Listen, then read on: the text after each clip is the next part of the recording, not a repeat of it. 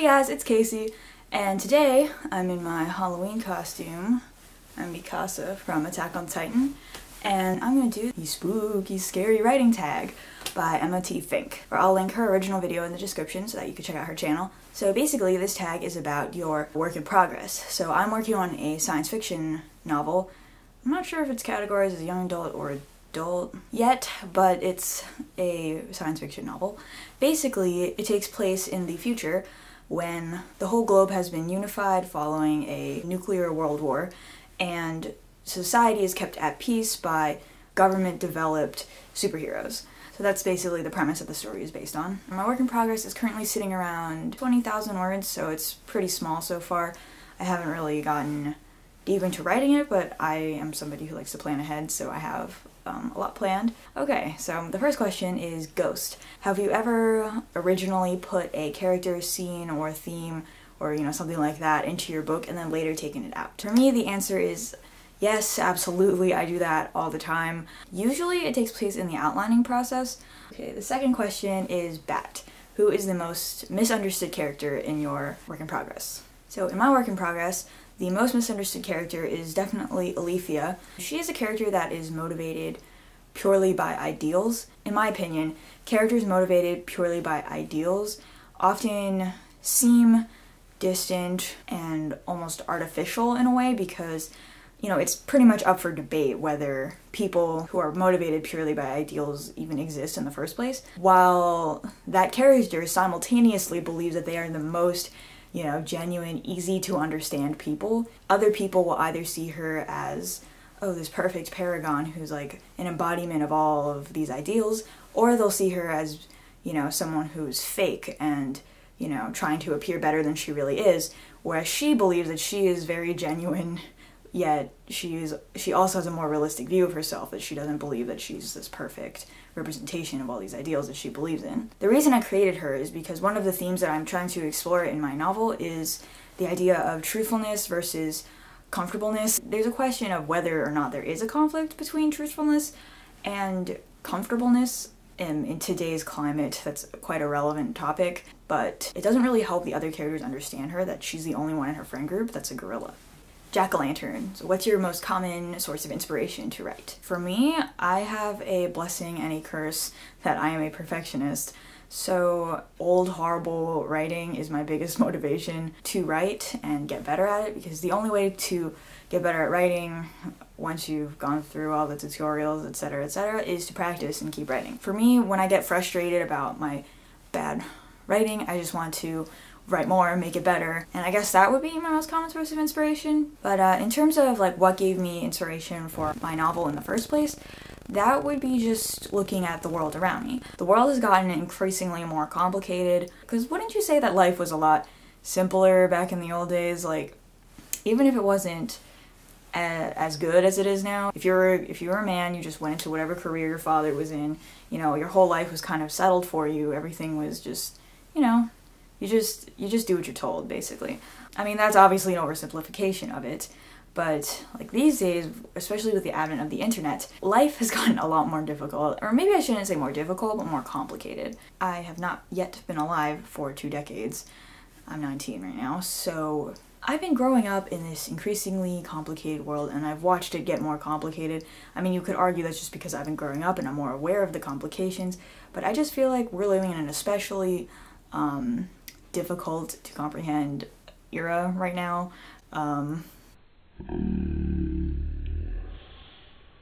And you could say that I am desperately trying to understand the driving forces behind this dumpster fire, because one day I have to leave the nest and go survive in this dumpster fire.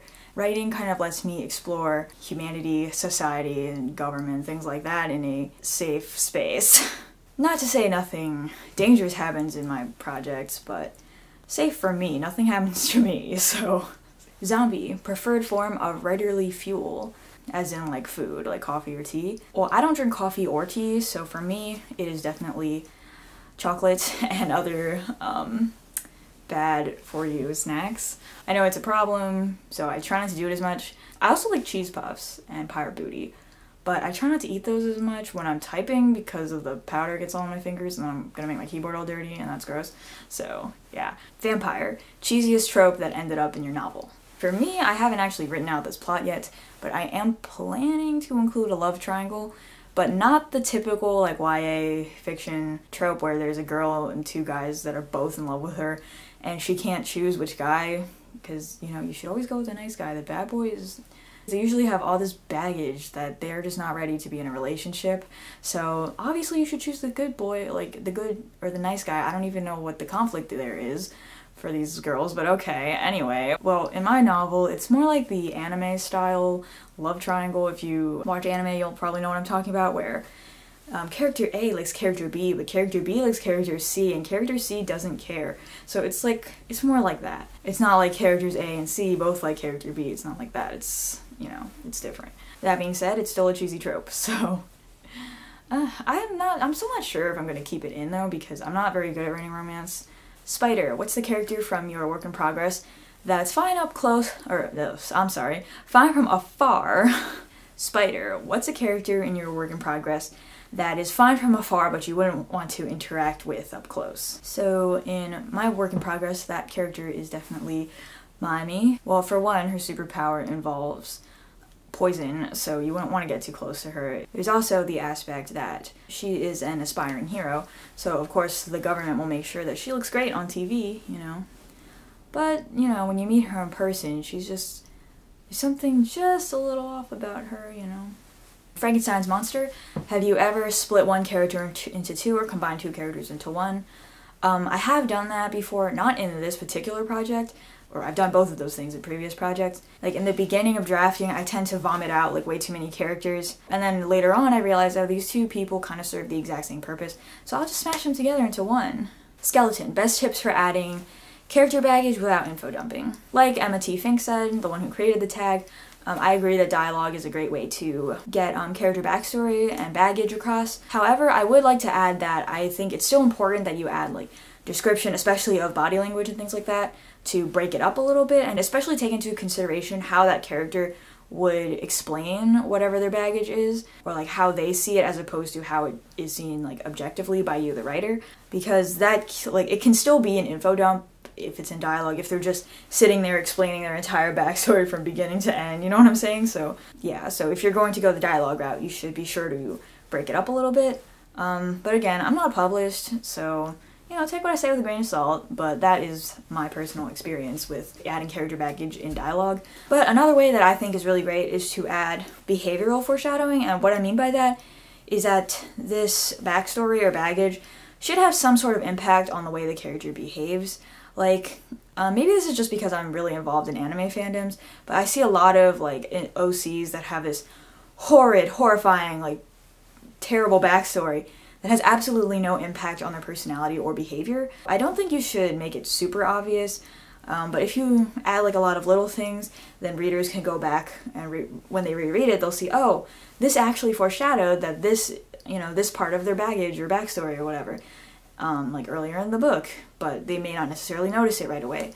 But also, you shouldn't, you know, balance is key. Like, also don't, like, constantly hint at their baggage or backstory, because that can get really obvious and really annoying, and it could present the problem that the character is completely defined by their baggage. Like, it's fine if they feel like or they think that they're completely defined by their baggage, but if they're actually completely defined by their baggage, like, there's nobody who is completely defined by their baggage, so it just doesn't seem as, seem like you put as much thought or work into the character, and they're just not as well fleshed out if that's the case. And, you know, at the end of the day, when you have a character with baggage, I think it's just important to make sure that their character is with baggage. They're not baggage with an appearance slapped on there, you know what I'm saying? I mean, it does depend on what kind of story you're trying to write too, so. But yeah, that's my 2 cents on just your typical character baggage moment. Kat, what's a polarizing bookish or writerly opinion that you have? Okay, so I thought I didn't have anything at first, but then I realized I do have a very polarizing writing opinion that I could make an entire video on this, and maybe I will if you guys are interested, but I personally believe that fanfiction is legitimate and useful writing.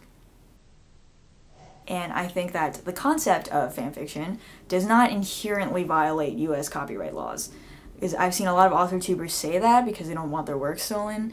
That's not true. It does not inherently violate US copyright laws. Basically, the basis of my argument about fanfiction being legitimate and useful is that I got to where I am in terms of writing largely by writing fanfiction. And I know some of you are going to be like, well, we don't even know if you're good at writing or whatever, but you can go to my fanfic.net, actually. It's Flying Pork Chop if you're interested. Or my Tumblr, pilotpig.tumblr.com, and you can read what I have there, and you'll see that you have definitely read worse original fiction than what I have there. All the writing tips that I could give you, or that I mentioned in this video, if you thought those were of any merit, I learned those writing fanfiction. So you can't say that that fanfiction can't help you. Like, I'm living proof that it can help you become a better writer.